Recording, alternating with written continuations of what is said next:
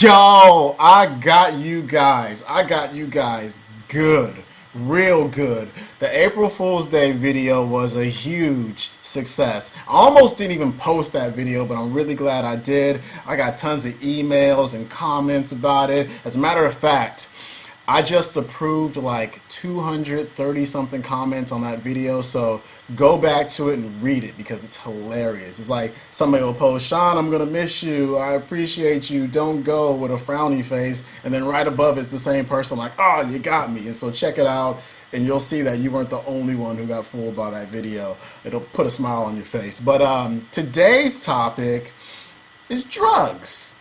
And we're talking about one drug in particular, and it's something that the average person consumes like 150 to 200 pounds of per year. It's in your kitchen, it's in your kid's lunch pail, it's everywhere. We're talking about sugar. Sugar is a straight up drug, no doubt about it. Why would I call sugar a drug? Because anything that you're gonna eliminate or banish from your diet or your lifestyle or your consumption that's going to give you withdrawals, I consider it to be a drug. You know, there's really nothing else I can call it but a drug. If you guys want some scientific background on it, you can read a book called Potatoes Not Prozac by Kathleen Des-Masons, PhD in addictive nutrition. And in the foreword to her book, which is written by Candace Pert, really smart lady, Candace Pert writes, if sugar were to be put on the market for the first time today, it probably would not get past the FDA.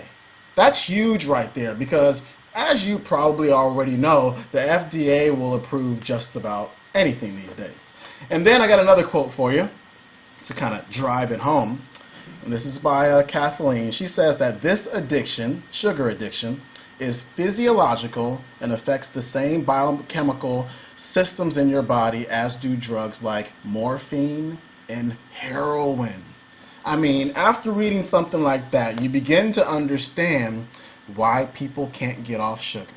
Why people are so addicted to sugar and can't live without their jelly donuts or their soda or all of the other crap and refined products that they eat all the time.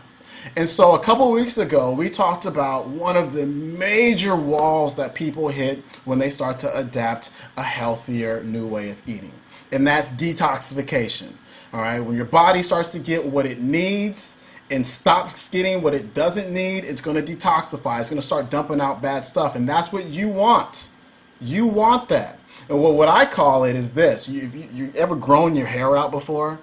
And so it looks cool, and then you go through that ugly phase. And when you're going through the ugly phase, you're like, oh man, I really want to cut off my hair. But you just ride it out, and the next thing you know, you're like, oh, it looks pretty good. Well, that 3, 4, 5 days after you start eating healthier is like the ugly phase. And most people can't deal with it. They're going to detoxify, and they're going to be like, you know what, I can't deal with this anymore. I need some sugar. And they fall off of their diet because they don't expect that. Now, I'm going to tell you today that one other thing that you need to expect when you start to eat healthier, when you start to eliminate the sugars, the processed stuff, the flours, the crap, is sugar withdrawals. You're going to have withdrawal symptoms because you're not eating any more drugs. All right? You might be irritable. You're going to be irritable. You're going to have major sugar cravings. But think about this. If you got a friend who's addicted to like heroin or crack or something like that, and they want to get off it, and you send them over to rehab, and you know, a day or two into it, they start jonesing for crack, you don't go, well, all right, man, I'm going to take care of this. Here's a little bit of crack. No, you don't say that. So you have to deal with it. You got to deal with those sugar cravings because they will pass. Now, you may have another root cause of your sugar craving. You might have a fungal overgrowth. You may have a parasite. Fungus and parasites, they love sugar. If you want to read a good book about it, you can read The Fungus Link by Doug Kaufman. All right, there's a good article about it that I'm going to post over there that can help you with your possible fungal overgrowth. But it also may be neurotransmitter imbalances. All right, that's huge right there. And we've talked about that in the previous video, so I don't want to cover it again. But the queen of neurotransmitter imbalance, Julia Ross, the author of The Diet Cure, is going to be on the Underground Wellness Radio show in the next 2 weeks or so. So check that out. It's going to be a great show. But these sugar cravings that you're going to have, as I said, you got to ride out. You got to deal with them because they will pass. And once they pass, you're going to find out that you no longer have that addiction to sugar anymore. You're no longer going to crave sugar. You're going to be over it. And what's funny about it is that I have tons of clients who get through their cravings, who feel better on their new, healthier way of eating, and then they'll be at a party and they'll have tons of cake and whatnot, and they wake up the next day like they've got a hangover. And they email them or they call me and they're crying saying, John, I feel so bad, I broke my diet. And I say, good, because now you see what sugar really does to you. It's just that before you were doing it to yourself every single day and you felt good because all the serotonin you were getting out of it, you're feeling great. But now you dropped it for so long and you added it back and now you feel like crap. Why do you feel like crap? Because you just ate crap, right? So there is one way that I like to use that helps people deal with their sugar cravings. And it's a supplement. And so haters, get ready to write your comments right now. This is a supplement right here that really helps to reduce sugar cravings, and it's called glutamine.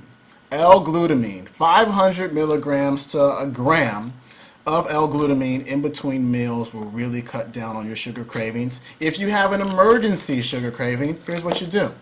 You break it open, you put it under the tongue, put the powder under your tongue, put your tongue down, just hold it under your tongue for like maybe 2-3 minutes.